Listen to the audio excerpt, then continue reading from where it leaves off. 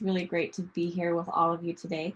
As Alicia mentioned, I've been working with Oasis for a couple of years now, and one of my main engagements with them was to produce a white paper on called Fulcrum for the Future.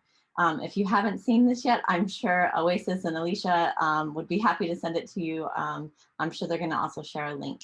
But really the idea behind the white paper was to kind of pull together all these things that Professor Mehta talked about in terms of why action in the Sahel is really needed right now, and what type of action would be really kind of transformational and really help the Sahel avoid potential problems down in the future. So I'd kind of like to focus my presentation on the discovery process that we went through in putting that white paper together, and kind of helping you see under the lid a little bit about why we have focused on the advocacy points that we have in terms of why girls' education and family planning, as well as why at $1.3 billion for the region. So that's all I'll be focusing on today. Now, Professor Mehta talked, oh, sorry, let me share my screen, 1 second.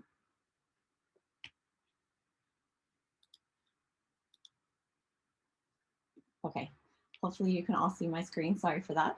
But yeah, so Professor Mehta talked a lot about many of the things that we put into the white paper that, you know, really focus on why girls' education and why voluntary family planning.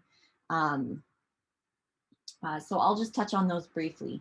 So again, Professor Mehta talked about, you know, we have this projected population growth, which means that the Sahel region not only will, you know, it currently has a humanitarian and development and, you know, crisis in the region, but it's not necessarily going to get better because of the increased pressure from additional people and the security risks that entails as in the future.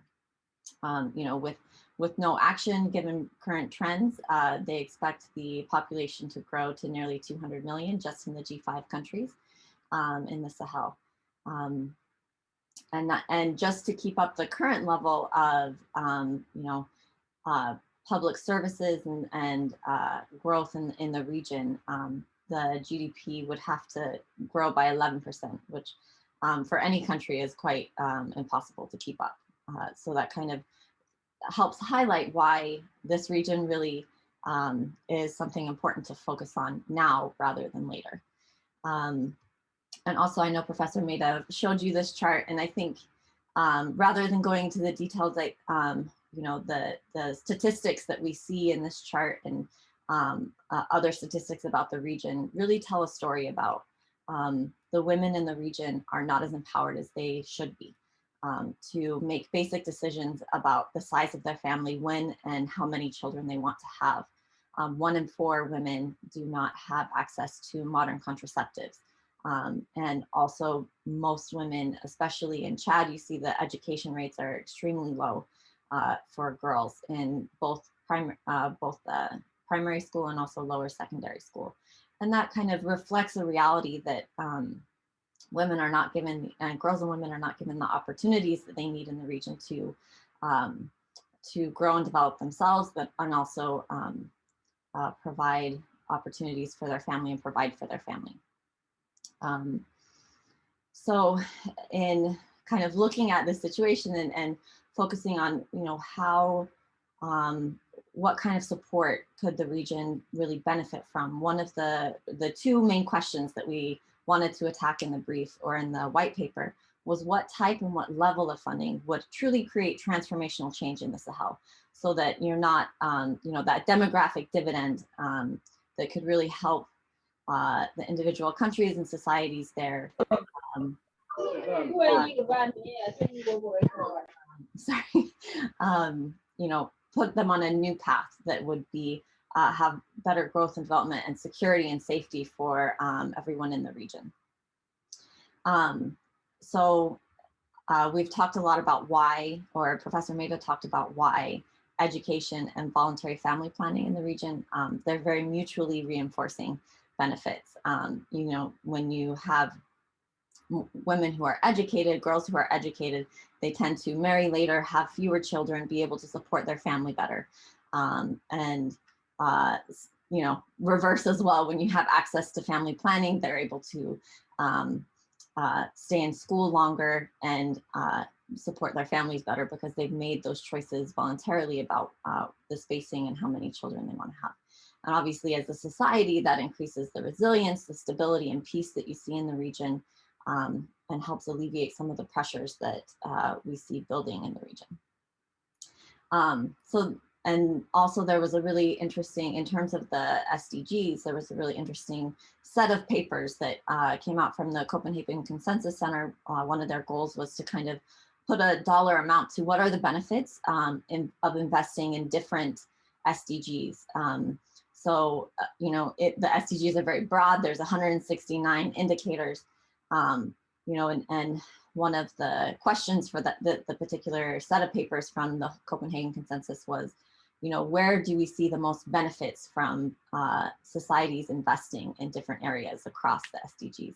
And the number 3 spot was family planning. The only, they found that for every $1 spent on family planning, there are $120 in benefits that you see to that person and also society as a large.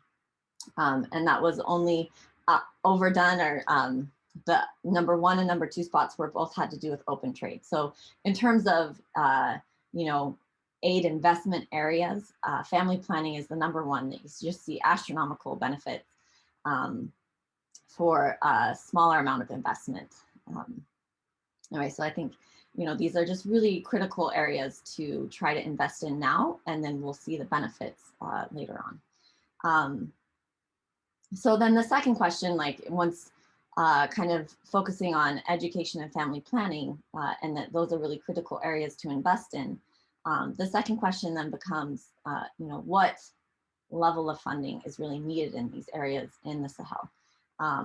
And it's a bit of a thorny question to try to estimate and kind of grapple with, but we relied on 2 really important research areas or papers that also kind of grappled with this question. And one was from UNESCO, a 2015 paper, Education for All Global Monitoring Report, where they estimated that providing universal education in each country will cost 6.3% of GDP.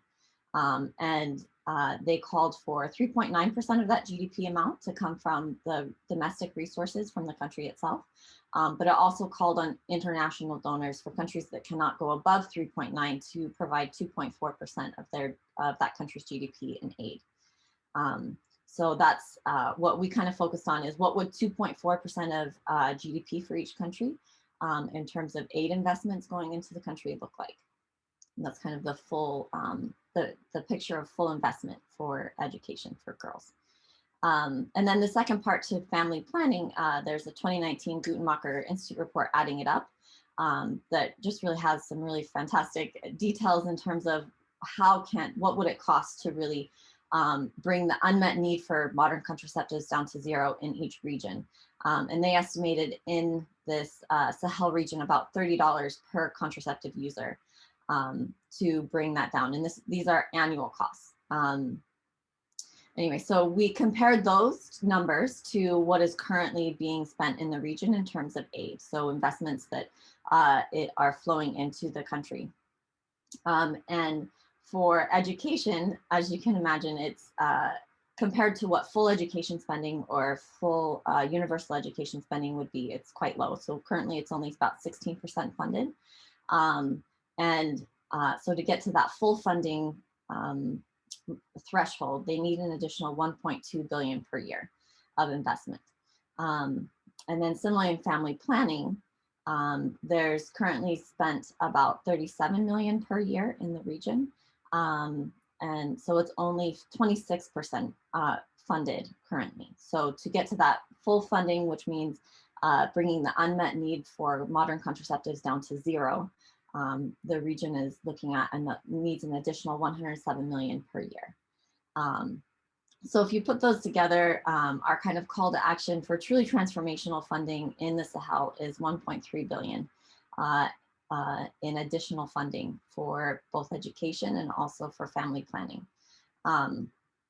And you know, the paper's title is Fulcrum for the Future, and I just wanted to end on this note that, you know, the idea of a fulcrum is that it's a strategic tool that you use to help you do something that might otherwise be impossible, to help you apply the right amount of leverage at the right time in the right way, to really move something that would have been very difficult. And I think that's what our goal here today is, to help advocate for a particular type of funding, which is health and education, education and family planning funding, to the Sahel right now, to really help move the Sahel onto a better path than what it would be otherwise.